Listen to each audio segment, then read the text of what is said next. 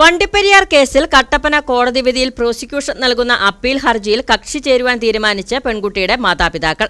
കൂടാതെ കട്ടപ്പന കോടതി വിധി റദ്ദ് ചെയ്യണമെന്നാവശ്യപ്പെട്ട് സ്വന്തം നിലയിലും ഹർജി നൽകുവാനാണ് നിലവിൽ തീരുമാനിച്ചിട്ടുള്ളതെന്ന് കുട്ടികളുടെ കുടുംബം വ്യക്തമാക്കി. ഡയറക്ടർ ജനറൽ ഓഫ് പ്രോസിക്യൂഷനുമായുള്ള കൂടിക്കാഴ്ചയ്ക്ക് ശേഷം തുടർ നടപടികളുമായി മുന്നോട്ടു പോകുമെന്ന് മാതാപിതാക്കൾ വ്യക്തമാക്കി.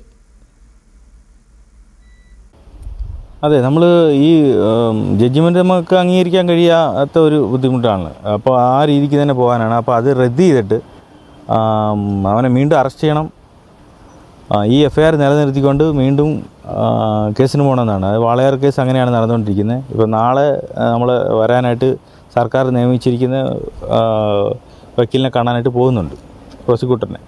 അപ്പോൾ അദ്ദേഹവുമായിട്ട് ആലോചിച്ചിട്ട് അദ്ദേഹം എങ്ങനെയാണ്, പിന്നെ നമുക്ക് ഇതിൻ്റെ അകത്ത് മറ്റേ SC/ST അട്രോസിറ്റി ഇതിൻ്റെ അകത്ത് ഉൾപ്പെടുത്തേണ്ടതുണ്ട്. അതിനെക്കുറിച്ചും കൂടെ ആലോചിച്ചിട്ട് അത് എങ്ങനെയാണ് ചെയ്യേണ്ടതെന്നുള്ള കാര്യങ്ങളും കൂടെ അതിനകത്ത് ഉൾപ്പെടുത്തിയിട്ടേ പോകത്തുള്ളൂ എന്നുള്ളതാണ്. ഏതായാലും ഇത്രയ്ക്കായി, അപ്പോൾ അതും കൂടെ ഉൾപ്പെടുത്തിയിട്ട് പോകും. പിന്നെ അതും മാത്രമല്ല, നമ്മൾ അവിടെ നാളെ അദ്ദേഹത്തിനെ പോയി കണ്ടതിന് ശേഷമേ നമുക്ക് വക്കാലത്ത് വക്കീലും കൂടെ അതിൻ്റെ അകത്ത് പങ്കുചേരാനായിട്ടുള്ള കാര്യങ്ങളും കൂടെ ആലോചിക്കേണ്ടതുണ്ട്.